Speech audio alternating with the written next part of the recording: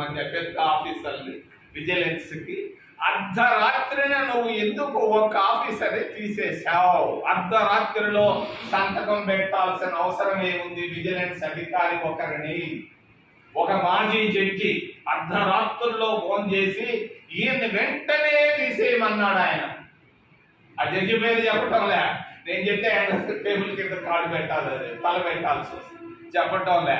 అర్ధరాత్రి అప్పుడు ఫోన్ చేసి అర్ధరాత్రి అప్పుడు ఆ ఆఫీసర్ని తీసేయడానికి కారణం ఏంటి? ఓ చంద్రబాబు నాయుడు, నువ్వు అవినీతికి అనుకూలమా ప్రతికూలమా? జరిగినటువంటి 100 కోట్ల రూపాయల ముడుపులు వచ్చి తీసుకున్నారని అందరికీ తెలుసు, దేశమంతా తెలుసు. దానికి నువ్వు ఆ అధికారి పోయి పరిశోధిస్తూ పట్టుకుంటా ఉంటే, దొంగలను పట్టుకోబోతుంటే నువ్వు అర్ధరాత్రిని ఎందుకు మార్చావు? ఒక ఎస్పీ ర్యాంక్ ఆఫీసర్ని, మామూలు ఏదో కానిస్టేబుల్ మారిస్తే నేను అనుకోను, ఒక పెద్ద సూపరింటెండెంట్ ఆఫ్ పోలీస్ ర్యాంకులో ఉన్నటువంటి అధికారిని ఒక మాజీ జడ్జి ఫోన్ చేసి ఈయన్ని తీసేవయ్యా వెంటనే అంటే తీసేశారు రాష్ట్ర ప్రభుత్వం. మరి విచారణ జరిగేటప్పుడు నువ్వు ఎందుకు తీసేశావు? ఇది తప్పు కాదా? దీనికి జవాబు చెప్పమని నేను ముఖ్యమంత్రి గారిని అడుగుతున్నా. మూడో విషయం, మరి ఆంధ్రప్రదేశ్ అంటే ఏపీ అంటారు అందరూ. ఏ అంటే అమరావతి, పి అంటే పోలవరం. ఇందులో వైజాగ్కే లేదు. ఇక్కడ పోలవరం గురించి క్రితంలో వచ్చినప్పుడు ప్రెస్ క్లబ్లో నేను అడిగాను, పోలవరం ప్రాజెక్టుకు ఎంత ఖర్చు పెట్టారు ఇప్పటిదాకా? రాజశేఖర రెడ్డి 5.5 సంవత్సరాలు దాదాపుగా ఉన్నాడు, ఆయన ఎంత ఖర్చు పెట్టాడు పోలవరం ప్రాజెక్టు పైన? 3.5 సంవత్సరాలు కిరణ్ కుమార్ రెడ్డి ముఖ్యమంత్రిగా ఉన్నాడు, ఆయన ఎంత ఖర్చు పెట్టాడు పోలవరం పైన? చంద్రబాబు నాయుడు నువ్వు ముఖ్యమంత్రిగా ఉన్నప్పుడు 5 సంవత్సరాల్లో నువ్వు ఎంత ఖర్చు పెట్టావు పోలవరం పైన? మరి జగన్మోహన్ రెడ్డి 5 సంవత్సరాల్లో నువ్వెంత ఖర్చు పెట్టావు? ఈ ఖర్చుల వివరాలు తెలియజేయమని నేను అడుగుతూ ఉన్నా. ఇది 11వ 12వ దాని సంగతే మాట్లాడటం లేదు. చంద్రబాబు నాయుడు నోరే జరగటం లేదు. పోలవరం పైన ఇప్పటిదాకా 30,000 కోట్ల పైనే ఖర్చు పెట్టారు, ఇంకా 30,000 కోట్లు కావాలంటున్నారు. అది ఖర్చుల వివరాలు తెలియజేయాలని నేను డిమాండ్ చేస్తున్నాను. రెండో విషయం, మరి మనందరం వింటున్నాం పయ్యావులు కేశవులు వాళ్ళు చెప్పడం, అసెంబ్లీలో చెప్పడం. మరి జగన్మోహన్ రెడ్డి 10 లక్షల కోట్లు 5 సంవత్సరాల్లో అప్పులు తెచ్చాడు మోడీ దగ్గర నుంచి. ఈ 10 లక్షల కోట్ల రూపాయలు ఏ జిల్లాకు ఎంత ఖర్చు పెట్టాడు వివరాలు కూడా చెప్పాలని నేను చంద్రబాబు నాయుడిని డిమాండ్ చేస్తున్నా. ఇవి ఉన్నాయి అక్కడ, ఎందుకో భయపడుతున్నాడు చంద్రబాబు నాయుడు.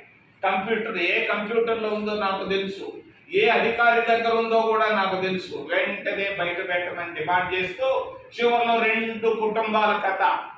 తెలుగు వాళ్ళు 9 కోట్ల మంది దాదాపుగా, బయట ఉన్న వాళ్ళందరూ కలుపుకుంటే 10 కోట్ల మంది.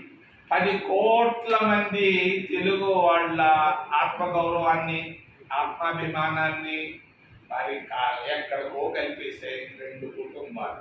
ఆ కుటుంబాలు ఒకటి తెలంగాణలో ఉంది, ఇంకొక కుటుంబం ఆంధ్రప్రదేశ్లో ఉంది. తెలంగాణలో ఉన్న కుటుంబం 10 సంవత్సరాలు పరిపాలించింది, వేల కోట్ల రూపాయలు సంపాదించింది. తెలుగు వాళ్ళని ఈరోజు ఢిల్లీ వీధుల్లో అడుక్కునే పరిస్థితికి తీసుకొని వచ్చింది ఆ కుటుంబం, తెలంగాణలో ఉన్నటువంటి కుటుంబం. రెండవ కుటుంబం ఆంధ్రప్రదేశ్లో ఉన్నటువంటి ఒక సామాన్యమైనటువంటి కుటుంబం. 30 ఏళ్ల క్రితం ఆ సామాన్యమైన కుటుంబం దాదాపుగా 10.5 సంవత్సరాలు పరిపాలించింది, వేల కోట్ల రూపాయలు సంపాదించింది, వేల కోట్ల రూపాయలు సంపాదించింది. మరి నేను డిమాండ్ చేస్తున్నా, నేను అడుగుతున్నా, మరి ఏమి ఎందుకు చేశారు? వేల కోట్ల రూపాయలు. హైదరాబాద్లో ఒక ఇల్లు ఉంటే 1000 కోట్ల రూపాయల, బెంగళూరులో ఉంటే ఆ ఇల్లు 1000 కోట్ల రూపాయల, ఇంకొక ఆయన తెలంగాణలో ఉన్నటువంటి ఆ కుటుంబానికి వేల కోట్ల రూపాయల ఆస్తులు వస్తే ఈడీ నిద్రపోతా ఉందా? ఎందుకయ్యా? వాడు ఆ కేజ్రీవాల్ పైన పడతారు, వాడిని జైల్లో పెడతారు. ఇది కదా వీళ్ళు కదంటే దొంగలు.